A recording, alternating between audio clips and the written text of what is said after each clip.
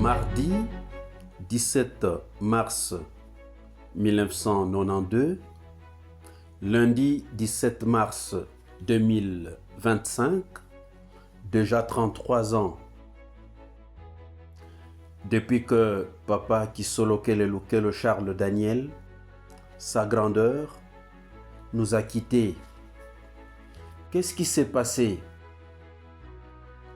Quelles en sont les causes? Les causes lointaines sont fixées déjà vers les années 58. Qu'est-ce qui s'est passé en 1958? Quelques faits anodins pour les uns, mais majeurs pour les autres. En 1958, Papa Kisolokelo Charles Daniel s'est retrouvé à Matadi, chez Papa Bantala. Il bavardait avec le Papa Makuba. Il y a la nouvelle du décès de quelqu'un, un membre de famille, je pense de Papa Bantala, et les gens commençaient à pleurer. Et c'est en ce moment-là que Papa Kulutu, Kisolokelo Charles Daniel, interpelle tous ceux qui étaient là afin qu'ils ne pleurent plus.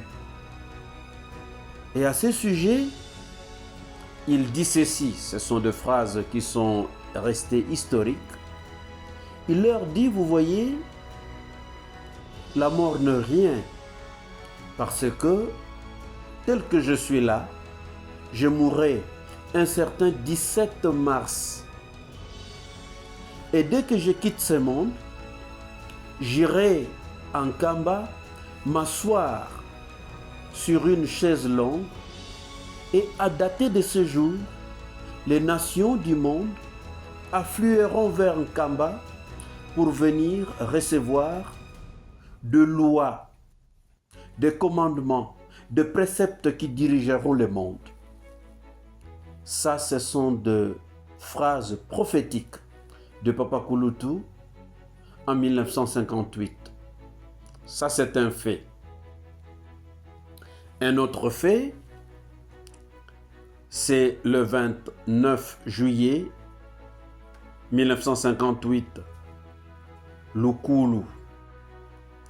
Papa Diangenda Kuntima reçoit un ordre de Papa Simon Kimbangu. Et d'ailleurs, depuis 1952, au mois de novembre, le 15 novembre 1952, il a reçu l'ordre qu'un jour, au temps fixé par le Seigneur, tu iras dans les bas-fleuves rendre visite à ton frère aîné Kisolokelo, mais en chemin, tu connaîtras un accident mortel.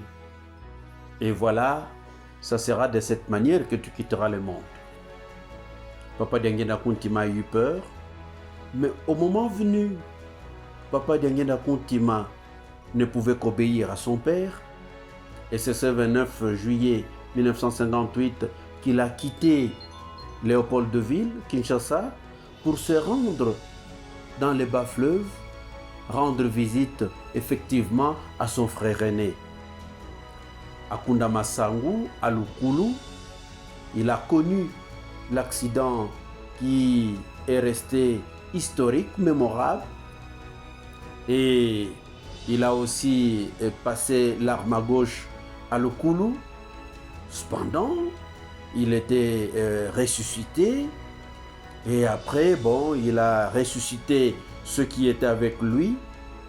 Et donc, la nouvelle de cet accident était arrivée jusque là où se trouvait Papa Kulutu Kisolokelo.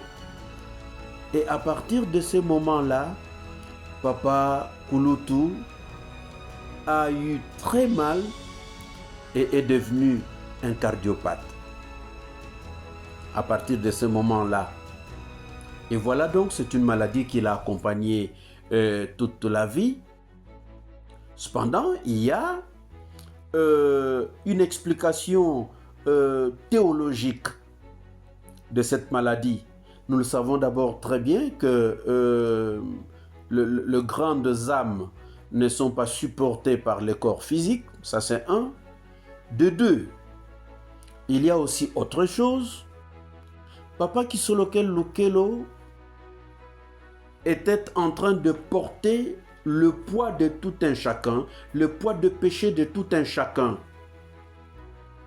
C'est pour cela que le 1er janvier 1991, il dit à ceux qui étaient partis souhaiter Nouvel An dans sa résidence à la Gombe, il leur dit: je suis malade parce que j'ai accepté porter vos fardeaux, vos péchés. À partir de désormais, je ne les porterai plus, que chacun porte son fardeau, son poids. Et voilà donc, Papa Kouloutou savait qu'il était en train de partir. Et là, c'est en 1991, mais je prends 10 ans après 1958. Nous sommes en 1968. Papa Kisoloke Lukelo s'était rendu à Genève, en Suisse. Et là, il était hospitalisé pour se faire soigner, évidemment. Il était hospitalisé. Alors, pris en charge par le docteur Bickel. Mais un jour, Papa Kouloutou a fait une crise, un malaise, et il est entré dans les comas, et finalement il a succombé. Le docteur Bickel a tenté de le réanimer, mais ça n'a pas marché. Et c'est pour cela qu'il était venu dire à la famille, aux membres de la famille de Papa Kouloutou, Kisoloke Lukelo, qui était là, et que votre papa est décédé. J'ai tout fait, mais je n'ai pas pu le ramener à la vie. Papa Luntadila, à l'époque secrétaire général de l'église kimbangiste, a directement appelé Papa Mfouman Longo Diangeda Kuntima à Kinshasa pour lui dire que le docteur vient de confirmer le décès de Papa Kisoloke Lukelo. Papa Diangeda Kuntima rétorque: je n'ai pas vu Papa Kouloutou entrer. Je ne l'ai pas vu. Alors, cherchez ou allez trouver là où se trouve son corps, priez, il reviendra à la vie. Ils ont demandé aux médecins à ce qu'ils aillent voir le corps de Papa Kouloutou. Ils sont entrés là-bas et finalement, avant même qu'ils ne prient, ils l'ont trouvé déjà debout, vivant. Ça, c'était une première alerte de Papa Kouloutou. 20 ans après, 88, ils sont dans la période de 5 mois en Kamba. Ils sont restés à 3 en Kamba. Le 18 mars 1989, Papa Kisoloke Lukelo meurt dans sa résidence à Ngombe Kintsuka. Papa Diangeda Kuntima appelle Papa Assoumbe, à l'époque représentant l'église kimbangiste au Congo-Brazzaville. Assoumbe se grave. Papa Kouloutou n'est plus. Allô à Ngombe Kintsuka. Ils sont allés, ils ont croisé Papa Mfouman là-bas, Papa Dialungana Kiangani. Et les deux papas, accompagnés de leurs femmes, sont entrés dans la résidence de 9h à 13h. Alors, lorsqu'ils sortaient, Papa Mfouman était devant, Papa Dialungana Kiangani, Papa Kouloutou, Papa Kisoloke Lukelo a suivi, et enfin, Papa Mfouman Longo Diangeda Kuntima était derrière. Lorsqu'ils sortaient, chacun était en train de bousculer l'autre pour dire que voilà, tel est mauvais, ah, c'est toi qui es mauvais. Et donc, il se jetait de flèches, que tel était mauvais, tel autre était mauvais. Alors, Papa Assoumbe était présent et Papa Diangeda Kuntima a posé la question à Papa Assoumbe si qui était en train de mentir. Alors, personne ne voulait accepter qu'il était en train de mentir. Et Papa Diangeda Kuntima a demandé à Papa Assoumbe d'aller chercher un calendrier. Et lorsque Papa Assoumbe est venu avec le calendrier, il l'a remis à Papa Dengenda Kuntima, et Papa Dengenda Kuntima, à son tour, lui a remis le calendrier pour lui demander de les consulter. Papa Dengenda lui pose la question, mais qui est né le 12 février 1914? Papa Sumbe répond, c'est Papa Kisoloke Lukelo. Qui est né le 22 mars 1918? C'est vous, Papa Dengenda Kuntima. Qui est né le 25 mai 1916? C'est Papa Mfumambanza. Alors, qui est en train de mentir? Asumbe, je te désigne comme juge. C'est toi qui rendras le verdict par rapport à cette situation qui nous hante. Alors, qui est en train de mentir? Papa Kulutu dit, c'est Papa Mfumambanza qui est en train de mentir. Qu'est-ce qui s'est passé? C'est ce que Papa Dengenda Kuntima dévoilera en public. Papa Dengenda Kuntima dit que nous rentrerons, nous quitterons ce monde tel que nous sommes venus. C'est-à-dire, Papa Kulutu est venu au mois de février, moi au mois de mars, Papa Mfumambanza au mois de mai. Et donc, nous allons suivre cet ordre-là, février, mars, mai. Et donc, qui est le patron de cette église? Le chef de cette église? Les gens ont répondu que c'est Jésus-Christ. Il dit alors, cette église appartient à Jésus-Christ. Et donc, l'église restera entre les mains de Jésus-Christ et son envoyé spécial, Papa Simon Kimbangu. Et donc, ce sont les deux acteurs qui resteront avec leur église. Nous sommes venus pour accompagner, voir ce que lui, Papa Mfumambanza, fera dans ce monde. C'est son église et c'est lui qui doit rester avec son église. C'est son patrimoine. Et donc, voilà, Papa Sumbe écrit dans le cahier de la soirée spirituelle numéro 3 que le problème des successions est réglé et que c'est Jésus-Christ, Papa Mfumambanza, qui va rester avec son église, accompagné de son envoyé spécial, Papa Simon Kimbangu. Point barre. La question successorale était réglée. Et voilà, Papa Sumbe a acté. Et donc, après cette date-là du 18 mars 1989, nous pouvons aussi retenir la date du 2 janvier 1992.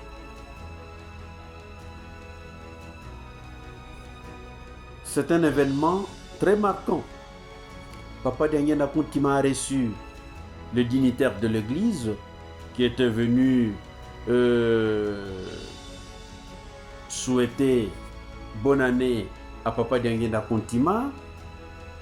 Ils sont arrivés et ils ont parlé.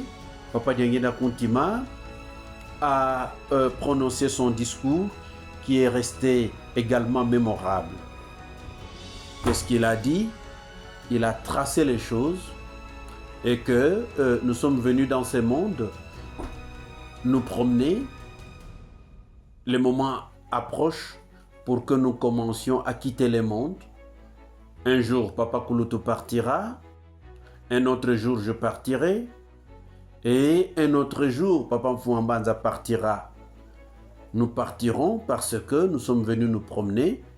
Vous nous avez vus et vous nous avez vêtus, etc. Vous nous avez nourris et vous avez fait tout ce dont nous avions besoin. Et maintenant, là, nous devons rentrer.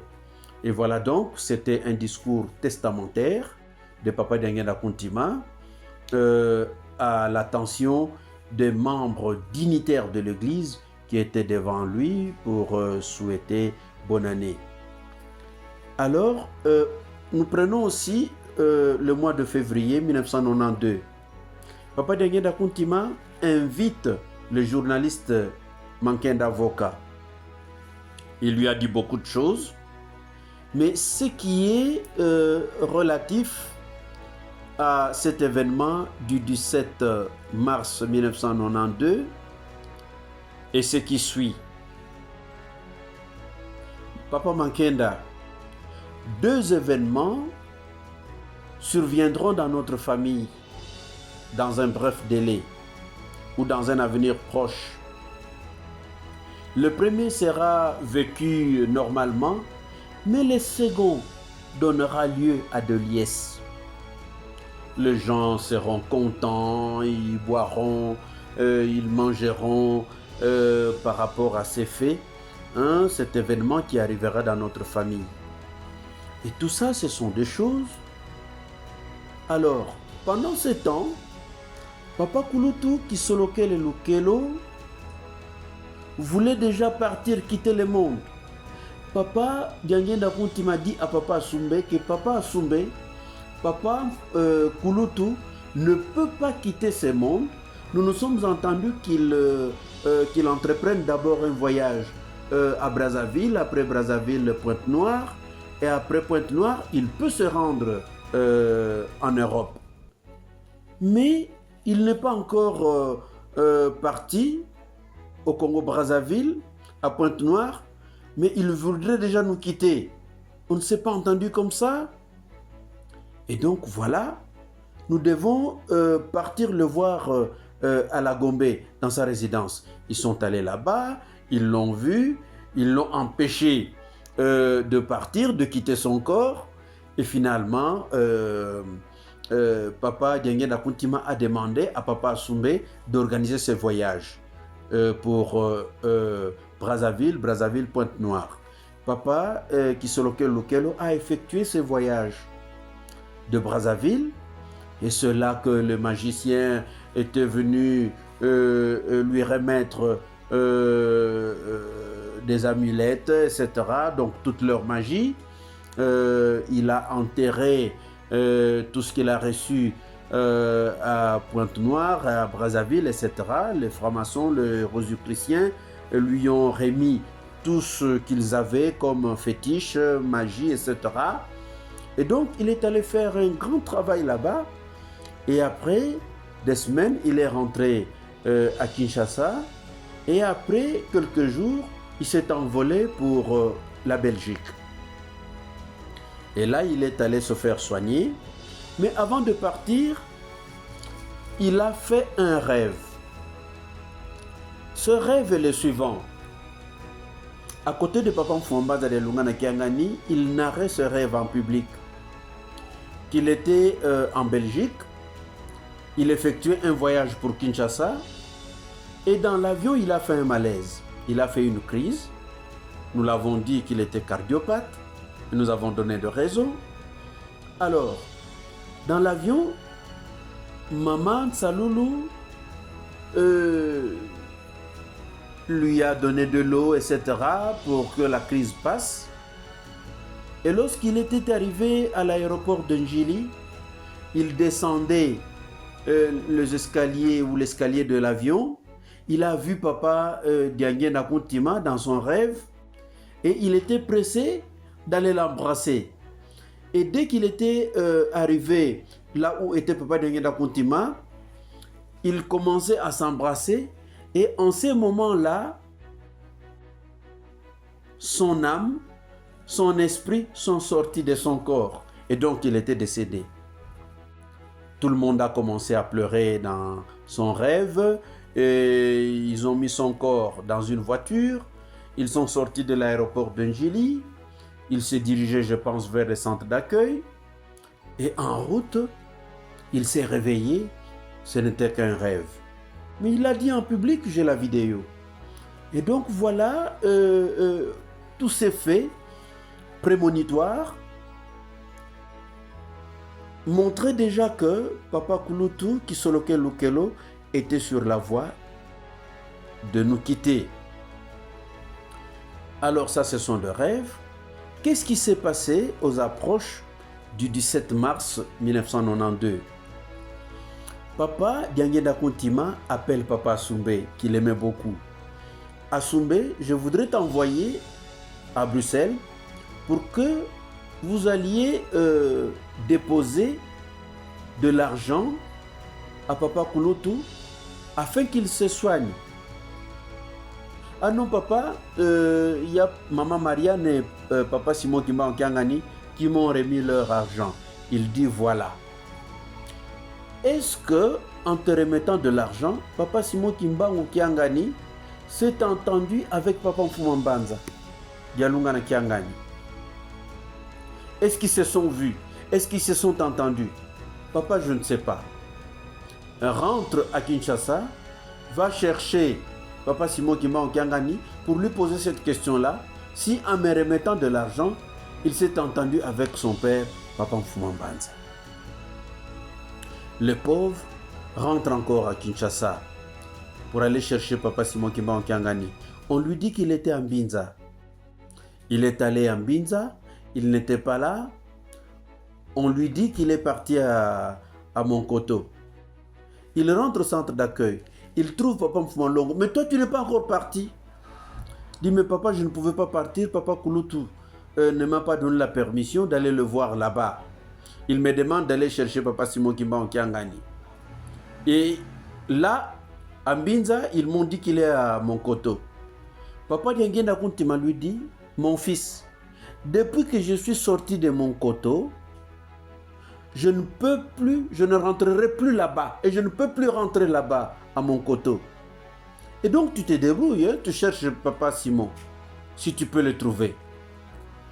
Et voilà donc, Papa Assoumbe a cherché Papa Simon Kimbangu Kiangani. Il ne l'a pas vu. Il est rentré chez Papa Diangenda Kuntima pour lui dire, mais Papa Diangenda Kuntima, mais Papa Simon m'a remis son argent, il a fait son devoir et puis c'était fini. Qu'est-ce qu'il doit encore faire?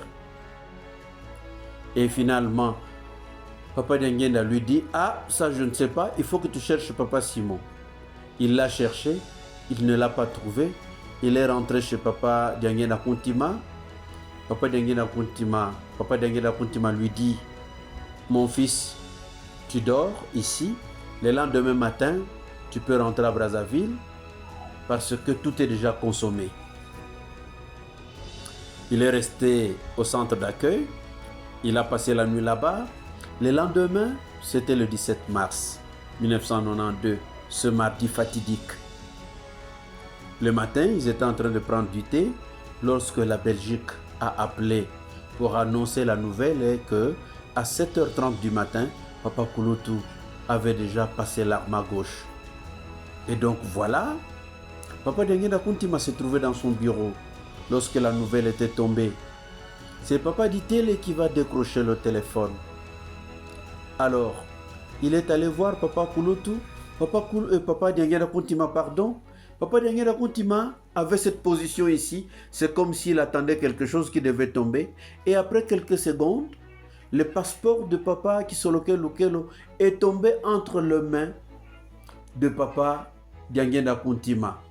Il l'a reçu, il l'a donné à Papa Ditele pour qu'il le garde. Et c'est en ce moment que Papa Diangenda Kuntima appellera Papa Assoumbe pour lui dire que Assoumbe, tu viens. Je viens de perdre une partie de mon corps.